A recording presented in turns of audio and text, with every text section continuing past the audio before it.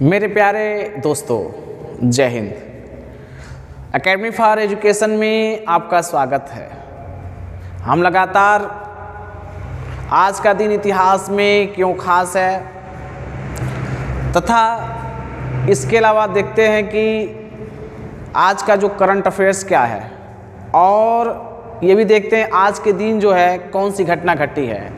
लेकिन आज हम क्या करते हैं, कुछ स्पेशल आपको वीडियोस बनाते हैं जो आज का इतिहास तो खास क्यों है इसके बारे में बात करेंगे तथा इसके अलावा हम बात करेंगे कि 2022 में जो चुनाव होने वाले हैं ये कितने फेज़ में होंगे, कितने चरण में जिसे कहेंगे होंगे। इसके अलावा अब किन राज्यों में चुनाव होने वाले हैं इसके बारे में बात करेंगे तथा इसके अलावा बात करेंगे कि कितने सीटें किस राज्य में हैं।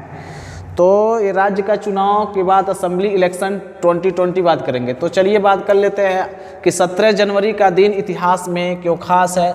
70 जनवरी डे इन हिस्ट्री। आज ही के दिन 1595 में फ्रांस के राजा हेनरी चतुर्थ ने स्पेन के खिलाफ युद्ध की घोषणा की।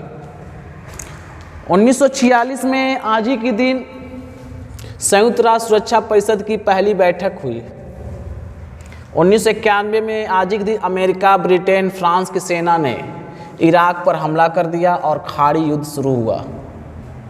1941 में आज ही के दिन स्वतंत्रता सेनानी नेताजी सुभाष चंद्र बोस कलकत्ता से जर्मनी के लिए रवाना हुए।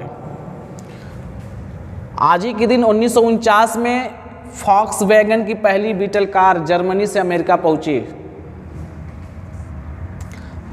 हर्मस रॉकेट को 1976 में यूरोपीय स्पेस एजेंसी ने लॉन्च किया। 1779 में आज ही के दिन सोवियत संघ ने परमाणु परीक्षण किए। फ्लाट सटकॉम 3 1919 में नासा ने क्या किया, लॉन्च किया। 1979 में उत्तरी ध्रुव पहुंचने वाले कर्नल जे बजाज पहले भारतीय बने। भारतीय ओलंपिक संघ के महासचिव रणधीर सिंह ने 2009 में अपने पद से इस्तीफा दे दिए। 2008 में केंद्र सरकार ने विकलांगों को नौकरी देने के लिए 1800 करोड़ रुपए की एक योजना की मंजूरी दी। 1942 में मोहम्मद अली जो विश्वविख्यात अमेरिकी मुक्केबाज का जन्म हुआ था और 2014 में सुचित्रा सेन का निधन हुआ जो पहली बंगाली अभिनेत्री थी जिन्होंने इंटरनेशनल फिल्म फेस्टिवल अवार्ड जीती थी और 1972 में उन्हें पद्मश्री से सम्मानित किया गया था। तो ये दोस्तों क्या था कि 17 जनवरी का दिन इतिहास में क्यों खास था। चलिए बात कर लेते हैं कि 2022 में जो राज्यों के चुनाव हो रहे हैं उसके बारे में। आने वाले वीडियो में हम क्या करेंगे, चुनाव आयोग के बारे में बात करेंगे, इलेक्शन कमिश्नर जो कमीशन होता है उसके बारे में बात करेंगे कि उसका काम क्या है, कैसे का किस संविधान के अनुच्छेद में रखा गया है उसको। तो आज हम केवल क्या बात करेंगे, असेंबली इलेक्शन 2022। तो चुनाव आयोग द्वारा ये घोषणा की गई है कि 5 राज्यों में चुनाव होने वाले हैं। कौन कौन राज्य हैं? उत्तर प्रदेश, उत्तराखंड, पंजाब, मणिपुर और गोवा।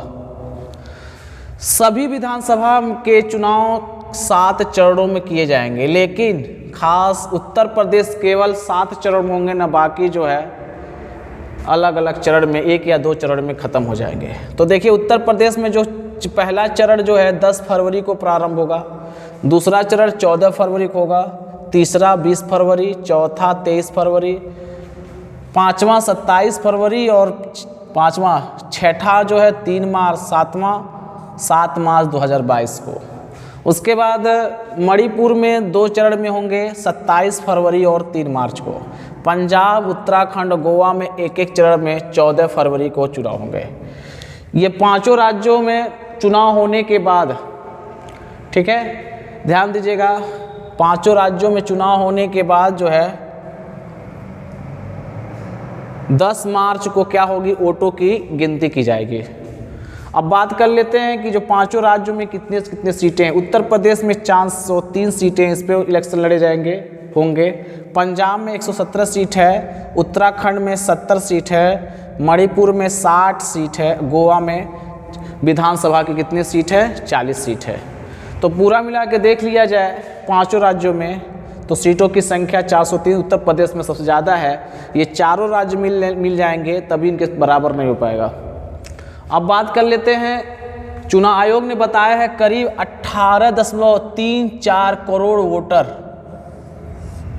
18.34 करोड़ वोटर अपने मतदाता अधिकार का क्या करेंगे, प्रयोग करेंगे। इतने लोग हैं, जिसमें से 24.9 लाख वोटर जो किसी चुनाव में पहली बार वोट देंगे। आयोग ने ये भी बताया है कि 1620 पोलिंग स्टेशन पर केवल महिलाएं तैनात होंगी, और कुल पोलिंग स्टेशन कितने होंगे, 2,15,000 से अधिक। उत्तर प्रदेश विधानसभा का कार्यकाल अगर बात किया जाए तो 14 मई 2022 को पूरा हो जाएगा। और पिछला चुनाव की बात किया जाए तो फरवरी मार्च में चुनाव हुआ था 2017 में, जिसमें बीजेपी का एलाइड गवर्नमेंट था, एनडीए, दोनों ने मिल करके 325 सीटें जीती थी। कितने में, 403 सीट में। और योगी आदित्यनाथ 19 मार्च 2017 को मुख्यमंत्री के पद के लिए शपथ लिए थे। और सीएम योगी बीजेपी के पहले नेता होंगे जिन्होंने 5 साल का कार्यकाल पूरा किए।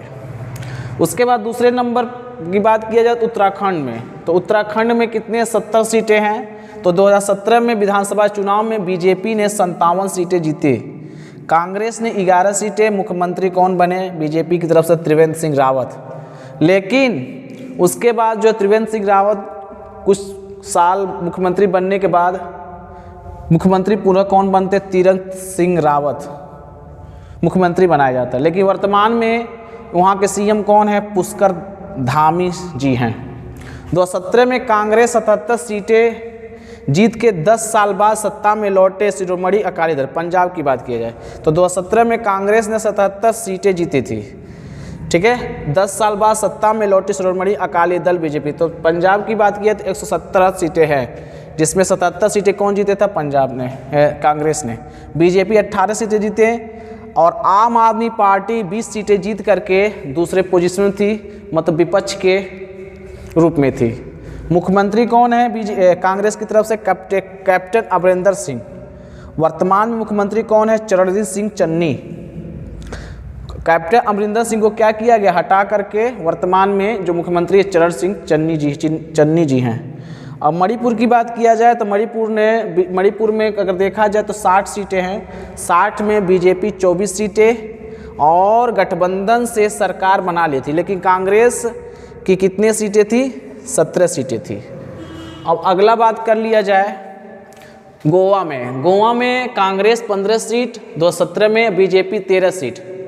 लेकिन 15 सीट होने के कारण 13 सीट दूसरे नंबर की पार्टी होने के कारण बीजेपी क्या करती, गठबंधन करके सरकार बना लेती है।